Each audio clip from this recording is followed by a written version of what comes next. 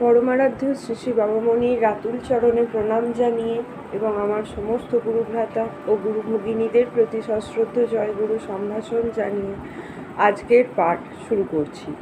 ওম অখণ্ড সংহিতা বা অখণ্ড মণ্ডলেশ্বর শ্রী শ্রী স্বামী স্বরূপানন্দ পরমহংসদেবের উপদেশ বাণী পঞ্চম খণ্ড। কুলিবেশী পরমহংস। আসন্ন উৎসব উপলক্ষে সমাগত জনসাধারণকে কৃষিবিদ্যায় উৎকর্ষ প্রদর্শনের জন্য আশ্রমের সমস্ত ভূমিটাতেই নানা প্রকারের সময়োপযোগী শাকসবজি লাগানো হইয়াছে।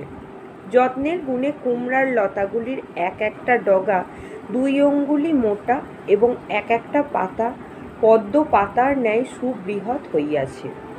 নিকটবর্তী বহু গ্রামের লোক উৎসবের পূর্ব হইতেই এই সকল গাছ লতা দর্শনের জন্য প্রত্যহ আসিতেছেন। অদ্য পার্শ্ববর্তী কোনো গ্রাম হইতে একদল মহিলা সমাগতা হইলেন। অবশ্য গাছ লতা পাতা দর্শন করিবার উদ্দেশ্যে ইহারা আসেন নাই, আসিয়াছেন শ্রী শ্রী বাবামণিকে দেখিবার জন্য। কিন্তু মোটা মোটা কুমড়ার ডগা আর কচি কচি পাতা দর্শনের পর ইহারা ওই বিষয়েই একরূপ নিমগ্ন হইলেন। সমস্ত আশ্রম পরিদর্শন করিয়া ইহারা আশ্রমের বাহিরে লোকাল বোর্ডের রাস্তায় নামিলেন। স্রষ্টাকে দেখিতে আসিয়া তাঁর সৃষ্টির বৈচিত্র্যে এমনি করিয়াই অনেক জীব তলাইয়া যায়। কিন্তু একটি অল্পবয়স্কা মেয়ের রাস্তায় নামিয়া স্মরণ হইল যে যাহাকে দেখিতে আসা হইয়াছিল তাহাকে দেখা হয় নাই। সে এই কথা সঙ্গিনীদিগকে স্মরণ করাইয়া দিলে বর্ষীয়সী একজন সঙ্গিনী বলিলেন, কই, সাধু তো নাই, থাকিলে দেখিতে পাইতাম।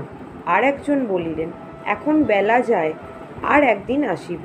কিন্তু ছোট্ট মেয়েটি জিদ ধরিল, সাধু না দেখিয়া সে ছাড়িবে না। অগত্যা সকলকে ফিরিতে হইল। এতক্ষণ শ্রী শ্রী বাবামণি আশ্রম কুটিরে বসিয়া কি লিখিতেছিলেন। কুটিরের পশ্চাতে রহিমপুর ও নবীপুর গ্রামের যুবকেরা মাটি ফেলিতেছিলেন। শ্রী শ্রী বাবামণি লেখাপড়া সারিয়া কাগজপত্র গুছাইয়া রাখিয়া মাথায় গামছা বাঁধিয়া ঝুড়ি বোঝাই মাটি কুটিরের পশ্চাতে ফেলিতে লাগিলেন। মহিলারা আসিলেন, একজনকে জিজ্ঞাসা করিলেন, স্বামীজি কোথায়?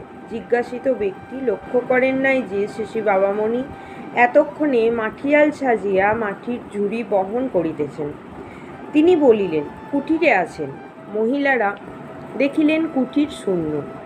একবার মাটি ফেলিবার জায়গাটা ঘুরিয়া গেলেন, কিন্তু শ্রী শ্রী বাবামণিকে দেখিয়াও চিনিতে পারিলেন না। কারণ সাধুরা কুলির মতো শ্রম করিবেন ইহা এক অপ্রত্যাশিত ব্যাপার।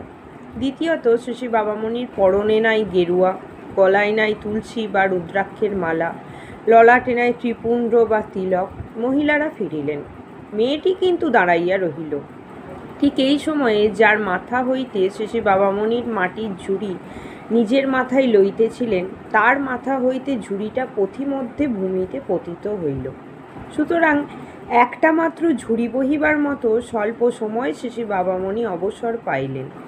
সম্মুখেই একটি ছোট্ট মেয়ে নির্নিমেষ নয়নে তাকাইয়া তদুপরি শ্রী শ্রী বাবামণির ছোট্ট ছেলে মেয়েদের অত্যন্ত ভালোবাসেন। শূন্য ঝুড়ি মাটিতে রাখিয়া ছোট্ট মেয়েটিকে দুহাত বাড়াইয়া শ্রী শ্রী বাবামণি কোলে তুলিয়া লইলেন। চোখে দেখিয়া যাহাকে চেনা যায় নাই, বুকে স্পর্শ পাইয়া ছোট্ট মেয়েটি কিন্তু তাহাকে ঠিক চিনিল।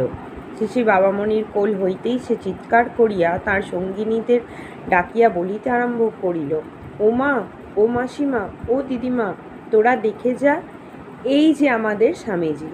সকলে ছুটাছুটি করিয়া আসিলেন এবং সাধারণ কুলির মতো দেখিতে লোকটাই যে এত বড় খ্যাতিমান স্বামীজি তাহা ভাবিয়া অবাক হইলেন। প্রণামের একটা ভিড় পড়িয়া গেল। জয় গুরু।